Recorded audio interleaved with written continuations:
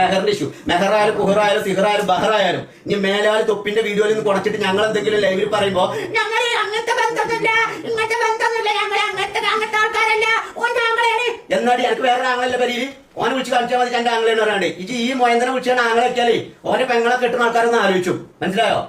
ഷാജാനായിട്ട് തന്നെ ഇങ്ങനെ കുറേ എണ്ണം കിട്ടുന്നുണ്ട്. ഒരുമാതിരി ഊള വർത്താനം.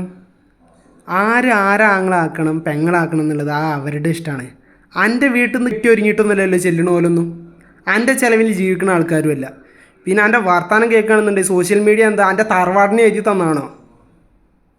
ഊള വർത്താനം പറഞ്ഞിട്ട് ഓരോ ഡിയേഴ്സാണ് വന്നോളൂ. എന്തായാലും അനക്കൊരു പെങ്ങളുണ്ട് എന്നുണ്ടെങ്കിലേ അതിനെ കെട്ടാൻ വരുന്നവന് 100 അല്ല 1000 പ്രാവശ്യം ഒന്ന് ആലോചിക്കും ഇതേമാതിരി ഒരു ഊളൻ്റെ പെങ്ങളെ കെട്ടണമെന്നുള്ളത്. അമ്മാതിരി സ്വഭാവമാണല്ലോ. ഒരു മെൻ്റൽ ഹോസ്പിറ്റലിൽ നിന്നാണ് കെട്ടിയെന്നാളി വന്നോളും. മാലപ്പുറത്തിനെ പറയിപ്പിക്കാൻ വേണ്ടിയിട്ട്.